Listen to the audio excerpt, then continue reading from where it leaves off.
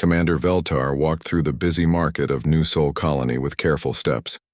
His tall blue form stood out among the humans, but he was used to being different. His ship needed repairs, and this human settlement was the only safe place to stop for many light years. His daughter Zira held his large hand tightly as they moved through the crowd. She was small, even for a 7-year-old, with her mother's human features but her father's bright purple eyes. The smells and sounds of the market excited her, and she pointed at everything with wonder. "Papa, look at those pretty flowers," Zira said, pulling toward a flower stand. "Stay close, little star," Veltar said softly. He called her that because she was the light of his life after her human mother died 3 years ago. The market was full of people buying and selling things. Humans talked loudly, bargaining for food and supplies. The air smelled like spices and cooking meat. Zira wanted to see everything, and Veltar found it hard to keep up with her curiosity. "Papa, what's that music?" she asked, hearing someone playing a guitar nearby. Veltar turned to look, and in that moment, Zira slipped away into the crowd. When he looked back, his daughter was gone. Fear filled his chest like ice water. "Zira!" he called out, his deep voice carrying over the noise. People turned to stare at the worried alien father. He pushed through the crowd, looking everywhere for his small daughter. Minutes passed like hours. Veltar's heart beat fast as he searched between the stalls. His daughter was curious and friendly, but she was also just a child in a strange place. What if someone took her? What if she got lost and scared? Then he heard something that made him stop. Laughter. Sweet, happy laughter that he knew was Zira's. He followed the sound away from the main market, down a narrow alley between 2 old buildings. What he saw there surprised him more than anything he had ever seen in his years of space travel. Zira sat on the ground with a human girl who looked about 12 years old. The older girl wore clothes that had many holes and patches. Her long black hair was messy, but her dark eyes were bright and kind. She was showing Zira how to make letters in the dirt with a stick. "No, little star friend," the girl said gently. "Try again, the letter looks like this." She drew carefully in the dirt, making the shape perfect. Zira tried to copy it, her tongue sticking out as she worked hard. "Like this, Hana." "Very good," Hana said with a big smile. "You learn so fast." Veltar stayed quiet and watched. Hana had made a small school in the alley. She used bottle caps to teach counting and broken pieces of colorful sticks to draw pictures. Everything was old and thrown away by others, but she made it into something useful. "Now let's try saying hello in my language," Hana said. "Repeat after me, annyeonghaseyo." Annyeong. Zira tried, getting the sounds wrong. Hana laughed, but not in a mean way. "Close. Listen again. Annyeonghaseyo. It means hello." "Annyeonghaseyo," Zira said, getting it right this time. "Perfect, you are so smart." Hana clapped her hands. Veltar was amazed. This homeless girl was teaching his daughter with such patience and love. She could have asked for money or food, but instead she was sharing knowledge. In Veltar's culture, teachers were the most important people.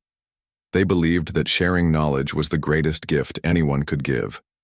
"Now I will teach you to write your name in my letters," Hana said. She drew strange symbols in the dirt. "This is how we write Zira in Korean writing." "It's so pretty," Zira said. "Can you teach me more?" "Of course. Learning should be fun. My grandmother used to say that everyone should learn something beautiful every day." Veltar finally stepped forward. Hana looked up and saw him. He expected her to be afraid or to run away. Many humans were scared of his kind because they were so different.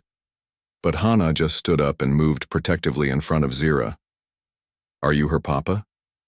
Hana asked in broken galactic standard, the language most species use to talk to each other. "Yes," Veltar said. "I was looking for her."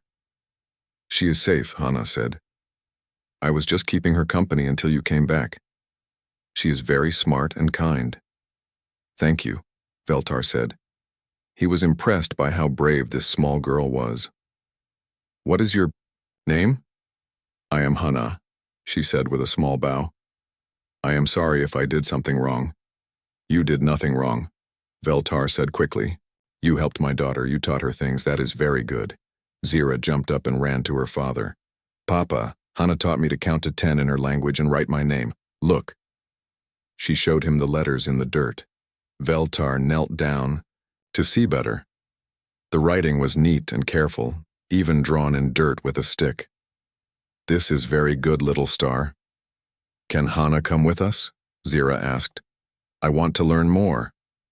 Veltar looked at Hana again. She was thin and clearly had not eaten well for a long time. Her clothes were old and dirty, but her eyes were bright with intelligence. There was something special about this girl who chose to teach rather than beg. Where do you live, Hana? He asked gently. Hana looked down at her feet. Here and there. I move around a lot. Are you alone? Yes, but it's okay. I take care of myself. I help other kids sometimes, too. Veltar's heart felt heavy. This wise, kind girl was living on the streets with nothing, but she still chose to help others learn. She reminded him of the great teachers from his homeworld, who believed that knowledge belonged to everyone. Hana, he said, would you like to come have dinner with us? As a thank you for teaching Zira? Hana's eyes went wide. Really? You want me to come? Yes, Veltar said. I think we have much to talk about. As they walked back toward the main market, Zira held both their hands, her father's large blue one and Hana's small dirty one. She chattered excitedly about all the things she wanted to learn.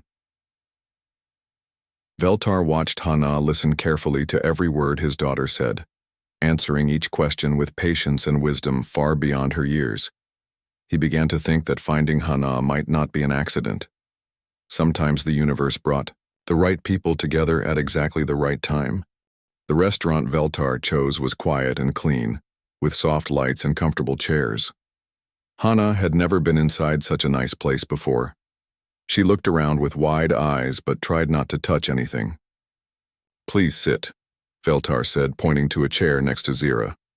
Hana sat down carefully, keeping her dirty hands in her lap. She felt very out of place in her torn clothes, but Veltar and Zira smiled at her like she belonged there. What would you like to eat? Veltar asked. Hana's stomach made a loud noise. She had not eaten a real meal in 2 days. I don't have money, she said quietly. You are my guest, Veltar said. Please order anything you want. When the food came, Hana ate slowly and carefully. She had learned long ago not to eat too fast when she was very hungry, or she would get sick. Zira talked the whole time, asking Hana to teach her more Korean words. Hana, how did you learn to speak Galactic Standard? Veltar asked. I listened to the traders in the market, Hana said. They come from many different worlds, so they all speak it. I practiced with them sometimes. Most are kind to children. And how did you learn to read and write? Hana smiled a little. I find broken data tablets in the trash. Some still work a little bit. I taught myself by reading the words and looking at pictures. It took a long time. Veltar was amazed. This girl had educated herself using garbage and determination. Why do you help other children learn? Because everyone deserves to know things, Hana said simply. My grandmother Sunja always said that sharing knowledge makes it grow bigger. If I teach someone something, now 2 people know it instead of just 1. What happened to your grandmother? Veltar asked gently. Hana's face became sad. She died when the raiders came to our farm settlement 2 years ago. They took everything and burned the buildings. I hid in the root cellar like she told me. When it was safe to come out, everyone was gone. I'm sorry, Veltar said. His own wife had died in a similar attack, which is why he understood loss so well. It's okay, Hana said, but Veltar could see it still hurt. Grandmother taught me that even when bad things happen, we can still do good things for others. She said that's how we keep love alive in the world. Zira reached over and patted Hana's hand. You can be my sister, she said. Then you won't be alone anymore. Hana smiled, and Veltar saw tears in her eyes. That's very kind, little star friend. After dinner, they walked through the colony's streets. Veltar wanted to understand more about Hana's life. She showed them where she usually slept, a small space behind a shop where the owner let her stay as long as she kept it clean. There are shelters, and Veltar said. Why don't you stay there? They are full and sometimes not safe, Hana said. Also, I can't help the other street kids if I'm locked inside a building all night. As they walked, 3 younger children appeared from the shadows. They looked hungry and scared, but when they saw Hana, their faces lit up. Hana, called a small boy. We were looking for you. Hello, Jinwoo, Hana said warmly. How was your day? I remembered all the numbers you taught me, he said proudly. And So Young can write her name now. A little girl stepped forward shyly. Look, Hana.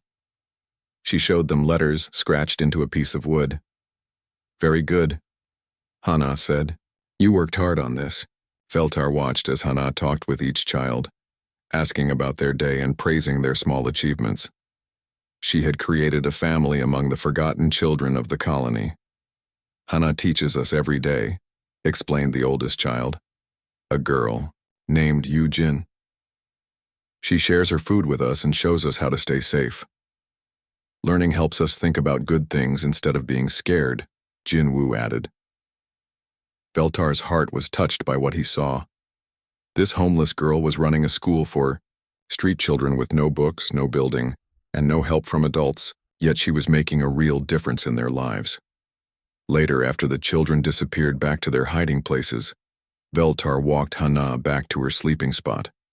Zira had fallen asleep in his arms during the walk. Hana, he said, I need to ask you something important. My ship will be repaired in 3 days. We have to leave then. Hana nodded, trying not to look sad. She was used to people leaving. But I have an idea. Veltar continued. What if you came with us? Hana stared at him. What? You are a natural teacher. My people value education above all else. I think you could learn much at our schools and teach much too. But I'm just a street kid, Hana said. I don't belong in alien schools. You taught my daughter more in one afternoon than some teachers do in weeks, Veltar said. You have a gift, Hana, a gift that should not be wasted. Hana was quiet for a long time. Then she looked up at him with serious eyes. What about Jinwoo and So Young and Yujin? If I leave, who will teach them? Veltar smiled. Even when offered a chance to escape her hard life, Hana's first thought was for others. We will find someone, he promised. But you cannot help anyone if you don't help yourself first. You could learn so much, then come back and help even more children. Really? Hana asked. I could come back? Of course. But first you need to grow and learn. What do you say? Hana looked at the sleeping Zira in Veltar's arms. The little girl had called her sister and wanted to learn from her. Then she thought about her grandmother's words about sharing knowledge to make it grow. I need to think, Hana said. That's wise, Veltar said. Take your time. But remember, sometimes the biggest risk is not taking any risk at all. As Veltar walked away carrying Zira, Hana sat down in her usual sleeping place. She looked up at the stars and whispered, What should I do, grandmother? What would you want me to do? The stars didn't answer, but in her heart, Hana thought she knew what Sunja would say. Her grandmother always believed that learning was the most important thing in the universe. Maybe this was her chance to learn enough to help not just a few street children, but many more. For the first time in 2 years, Hana fell asleep thinking about hope instead of just survival. The next morning, Veltar sat in his ship looking at reports, but he could not focus. His mind kept thinking about Hana and her incredible ability to teach. Zira had spent the whole morning asking when they could visit teacher Hana again, and practicing the Korean words she had learned. Papa, can we go see Hana now? Zira asked for the 10th time. Soon, little star, Veltar said. He had an idea forming in his mind, but he needed to speak with some important people first. Veltar left Zira with his trusted crew members and went to find the colony's administrator. The government building was simple but clean, filled with busy humans working at computers and filing papers. Commander Veltar, said Administrator Jason when he saw the tall alien enter his office. Is everything okay with your ship repairs? The repairs are fine, Veltar said. I want to talk about something else, about a girl named Hana. Jae-sun's face became serious. Ah, you met one of our street children. I hope she didn't cause any trouble. No trouble, Veltar said quickly. Actually, she helped my daughter very much. She taught her things with great skill and kindness. Hana is special, Jae-sun admitted. Our social worker, Minho, has tried many times to help her, but she refuses to stay in the shelters. She says she needs to help the other children. I want to offer her something, Veltar said. A chance to study at the Nexian Academy. Jae-sun's eyes went wide. The academy? But that's the most important school in your space territory. No human has ever been accepted there. That would change now, Veltar said. I have seen Hana's natural talent for teaching. My people believe that true teachers are born, not made. Hana is a born teacher. But she has no formal education, Jae-sun said. She can barely read Galactic Standard. She taught herself to read using broken tablets, Veltar replied. She created a school for street children using bottle caps and sticks. She speaks 3 languages that she learned by listening to traders. What more proof do you need of her intelligence? Jae-sun was quiet for a moment. What exactly are you proposing? I will sponsor her education personally, Veltar said. In return, she will work as a cultural liaison, helping alien children who struggle with human integration. Many of our young people have difficulty understanding human emotions and social customs. Hana could bridge that gap. The Academy Board would never agree to this, Jae-sun said. They will if I recommend it strongly enough, Veltar said. I have served the Alliance for 20 years. My word carries weight. Just then, Minho knocked and entered the office. He was a kind-looking man with gentle eyes who clearly cared deeply about the colony's children. Administrator, I heard Commander Veltar was asking about Hana, Minho said. Is she in trouble? No, quite the opposite, Jae-sun explained Veltar's proposal. Minho's face lit up. This could be exactly what Hana needs, but his expression became worried. She won't leave the other street children. She feels responsible for them. What if we could guarantee that her work here would continue? Veltar asked. What if her leaving actually helped more children in the long run? How? Minho asked. Hana has created something special with those children, Veltar said. Turn it into an official program. Get funding from the colonial government. Train other teachers to use her methods. Make it bigger. Jae-sun looked interested. You think her teaching methods could work for all our struggling students? I know they could, Veltar said. She takes forgotten things and makes them valuable. She makes learning feel like play. She sees each child as important. These are not common skills even among trained teachers. Minho nodded eagerly. Hana has already helped dozens of children. If we could expand what she's doing, we could help hundreds, Jae-sun finished. Maybe thousands. So you will support this proposal? Veltar asked. I will try, Jae-sun said. But Hana must agree first, and she must pass the academy entrance tests. She will pass, Veltar said confidently. They found Hana in the market sharing a piece of bread with 2 younger children. When she saw them coming, she looked nervous. Hana, Minho said gently. We have something to discuss with you, they explained Veltar's offer. Hana listened quietly, her dark eyes serious and thoughtful. You want me to go to an alien school? She asked. The best school in the galaxy, Veltar said. You would learn things beyond your imagination, science, philosophy, advanced mathematics, galactic history. But what about Jin Woo and the others? Hana asked. That's the beautiful part, Minho said excitedly. Your work here would become an official program. We would get funding and resources. Other adults would be trained to continue what you started. You mean more children could be helped? Many more, Jae-sun confirmed. Your methods could be used throughout the colony, maybe even on other worlds. Hana was quiet for a long time. The adults waited patiently while she thought. If I go to this school and learn all these things, she said slowly, could I come back and use what I learned to help children here? Yes, Veltar said. In fact, that would be expected. True education is meant to be shared. And Jinwoo and So-young and Yu-jin would still have teachers while I'm gone? Better teachers, Minho promised. Adults with resources and training, using the foundation you built. Hana looked up at the sky as if asking her grandmother for guidance. Then she looked at each of the adults.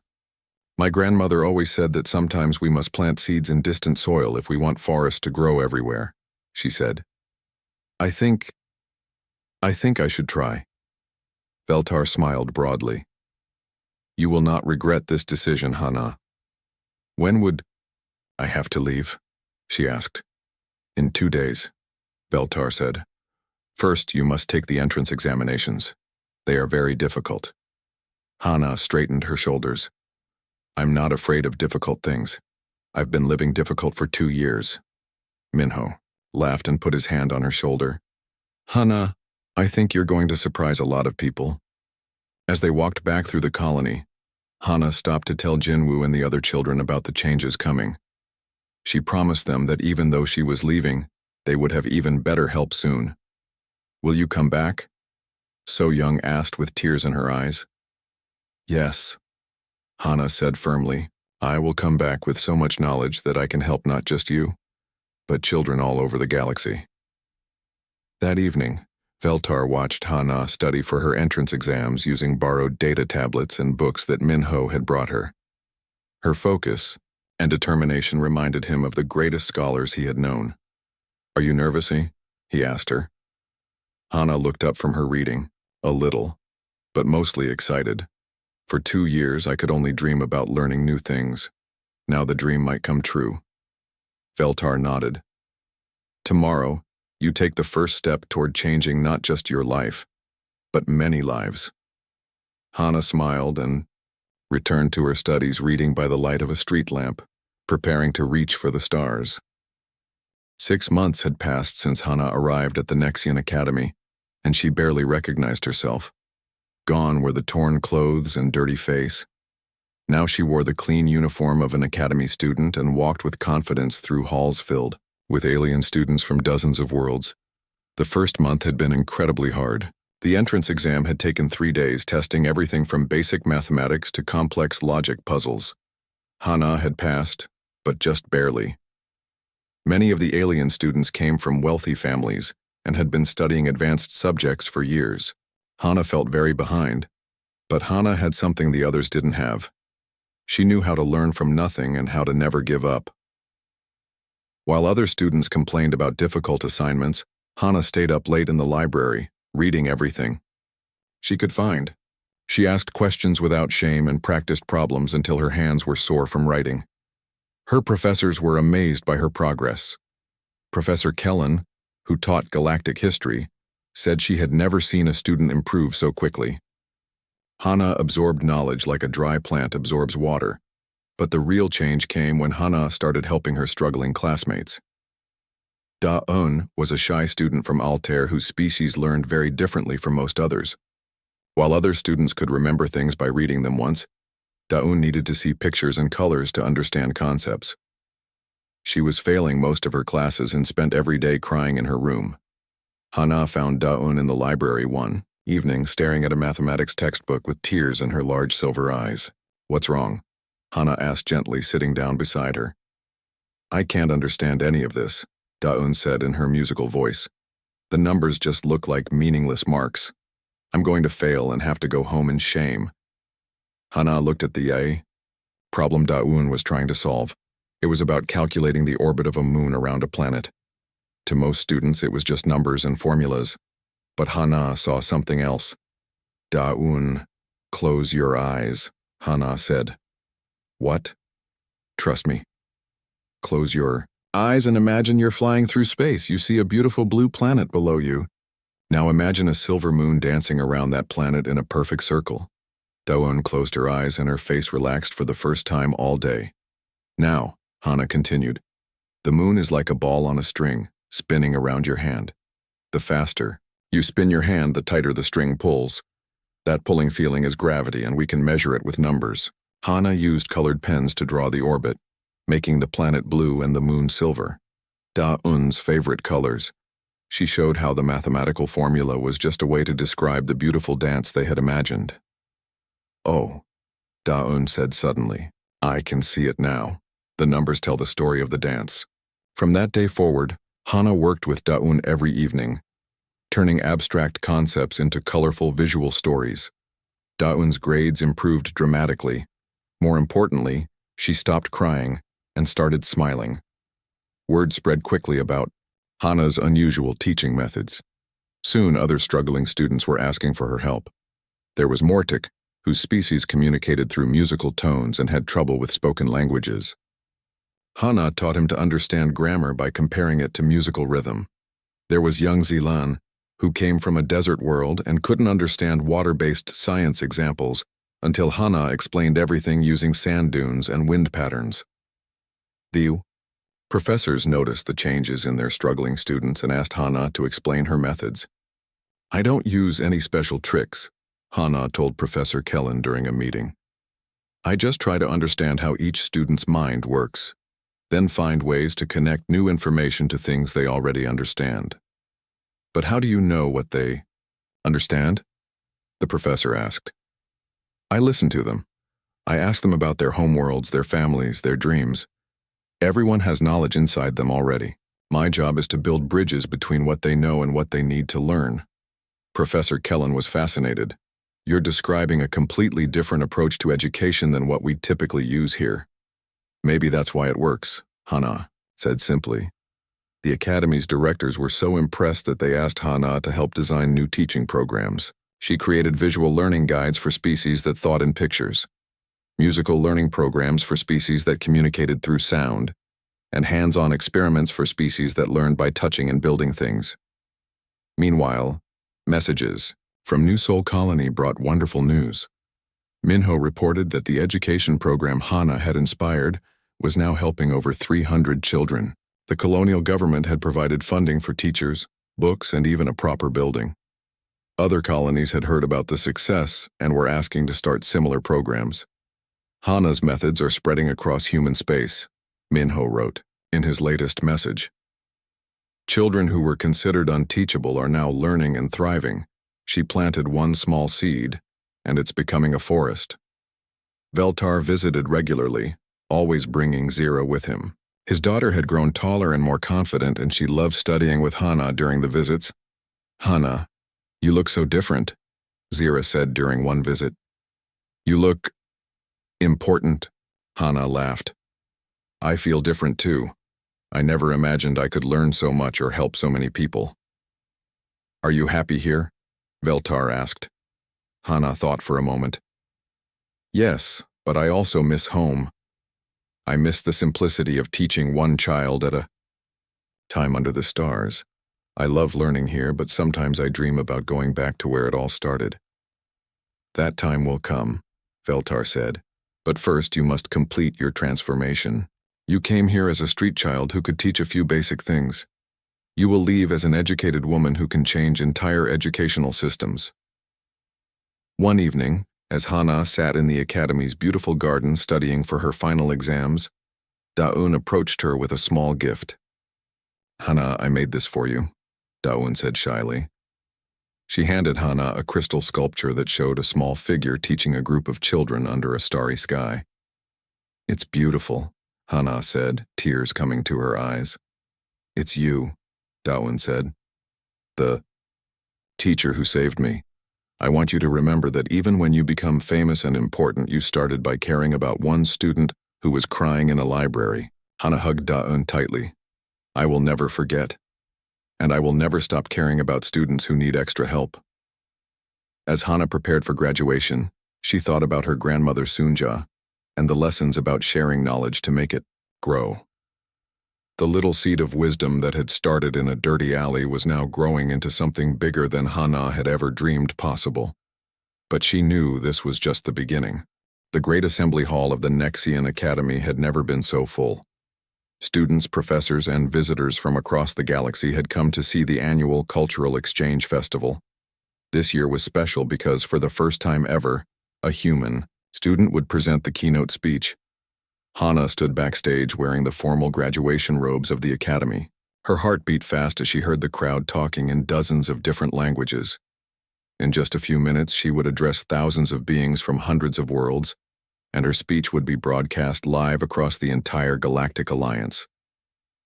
"Are you nervous?" asked Da-un, who was waiting with her. Da-un now served as Hana's teaching assistant and had become like a sister to her. "Very nervous," Hana admitted, "but also excited. I keep thinking about that first day when I taught Zira letters in the dirt behind the market. If someone had told me then that I would someday speak to the whole galaxy, I would have thought they were crazy." "You deserve this moment," Da-un said firmly. "You've changed so many lives." Veltar appeared backstage with Zira, who was now 9 years old and much taller. "Hana, we came to support you." Zira ran to hug Hana tightly. "Sister Hana, I'm so proud of you. Everyone at our colony is watching the broadcast today. The entire academy is talking about your presentation," Veltar said. "Even the Supreme Council members are here to listen." Hana felt a moment of fear. The Supreme Council ruled the entire Galactic Alliance. If they were watching, this speech was even more important than she had realized. "Don't think about how important they are," Veltar advised, seeing her worried expression. "Think about the children you're trying to help. Speak to them, not to the powerful people in the audience." The Academy Director, a tall being with crystal skin, approached them. "Hana, it's time." Hana walked onto the stage and saw an incredible sight. The huge hall was filled with every type of being she could imagine, some with scales, some with fur, some that glowed with their own light. In the front rows sat the professors who had taught her, including Professor Kellen, who gave her an encouraging smile. Somewhere in the audience, she knew Minho and Jason were watching from New Sol Colony. "Honored guests, fellow students, and friends across the galaxy," Hana began, her voice carrying clearly through the hall's sound system. "My name is Hana, and 2 years ago, I was a homeless girl living in the alleys of a human colony." A murmur went through the crowd. Many had heard her story, but hearing her say it so simply was still powerful. "I never expected to stand before you today. I never expected to graduate from the most prestigious school in the galaxy. But I learned that the universe has a way of bringing the right people together at exactly the right time." Hana told the story of meeting Veltar and Zira, of teaching letters in the dirt with a broken stick. She talked about the kindness that Commander Veltar showed to a dirty street child, and how that kindness changed everything. "But I'm not here to tell you my story," Hana continued. "I'm here to talk about something much more important. I'm here to talk about the universal language that connects every species, every world, and every heart in this galaxy. That language is compassion." Hana gestured to the side of the stage where Da-un and 12 other students from different worlds came forward. Each student demonstrated a different teaching method that Hana had developed specifically for their species learning style. Dae-yun showed how mathematical concepts could be taught through colors and visual patterns. Mortik demonstrated learning grammar through musical rhythms. Young Zilan explained chemistry using examples from her desert homeworld. Each of these students was considered a failure when they arrived here, Hana said. But they weren't failures. They were just being taught in ways that didn't match how their minds worked. When we took time to understand their unique perspectives, they became brilliant scholars. The audience watched in amazement as students who had once been struggling now confidently explained complex concepts using Hana's innovative methods. "This is what I learned from my grandmother Sunja," Hana said, her voice becoming softer and more emotional. "She taught me that everyone deserves to learn something beautiful every day. She taught me that a teacher's greatest lesson is showing others that they matter." Hana paused and looked directly at the camera that was broadcasting her words across the galaxy. Right now, on thousands of worlds, there are children who think they are stupid because no one has taken time to understand how they learn. There are students giving up on their dreams because no one has shown them that their unique way of thinking is valuable. There are teachers who want to help, but don't know how to reach every student. The hall was completely quiet now, everyone listening to every word. Today I want to announce the creation of the beautiful Learning Foundation, Hana said. With support from the Academy and the Galactic Alliance, we will establish schools throughout the galaxy that use these new teaching methods. We will train teachers to see the unique potential in every student. We will make sure that no child is left behind simply because they learn differently. The audience erupted in applause, but Hana raised her hand to continue. But this foundation needs more than money and buildings. It needs something that every being in this galaxy can provide, regardless of their species or status. It needs compassion. It needs adults who are willing to listen to children. It needs people who believe that every young mind has something valuable to offer. Hana's voice grew stronger as she reached the end of her speech. 2 years ago, a Nexian commander could have walked past a homeless human girl and thought nothing of it. Instead, he saw potential where others saw poverty. He saw a teacher where others saw a beggar. That moment of compassion changed my life, but more importantly, it started a chain reaction that is now changing lives across the galaxy. She gestured toward Veltar and Zira in the audience. I dedicate everything I have accomplished, and everything the beautiful Learning Foundation will accomplish, to every adult who takes a moment to teach a child something new. To every person who chooses kindness over indifference. To everyone who believes that sharing knowledge makes it grow bigger. Hana took a deep breath and delivered her final words. My grandmother taught me that we build bridges between the stars, not with metal and machines, but with understanding and love. Today I invite all of you to help build those bridges. Because when we teach a child something beautiful, we plant seeds that will grow into forests of hope throughout the galaxy. The standing ovation lasted for nearly 10 minutes. Beings from dozens of worlds cheered and applauded, many with tears in their eyes. The broadcast reached an estimated 12 billion viewers across the galaxy, making it one of the most watched speeches in galactic history. As Hana left the stage, she was surrounded by reporters, government officials, and educators who wanted to support her foundation. But through the crowd, she saw Veltar and Zira pushing toward her. Sister Hana, Zira called out, finally reaching her. That was the most beautiful thing I ever heard. Veltar embraced Hana warmly. I am so proud of you, he said. Your grandmother would be proud too. I have something to tell you both, Hana said. The Academy has offered me a position as Director of Interspecies Educational Development. That's wonderful, Zira said. Yes, but I've decided to decline, Hana continued. I want to do something else first. What? Veltar asked. Hana smiled the same bright smile she had worn as a 12-year-old teaching letters in the dirt. I want to go home to New Sol Colony. I want to open the first beautiful learning school in the same alley where you found me teaching, Zira. I want to show that the most important education happens when one person cares enough to teach another person something wonderful. 6 months later, Hana knelt in that familiar alley behind the New Sol Colony market, but now it looked very different. The alley had been transformed into a beautiful outdoor classroom, with comfortable seating, proper learning materials, and colorful murals painted on the walls. Around her sat 20 children, some human, some alien visitors to the colony. Minho worked alongside her as a certified teacher, and they had been joined by 3 other educators who had come from across the galaxy to learn Hana's methods.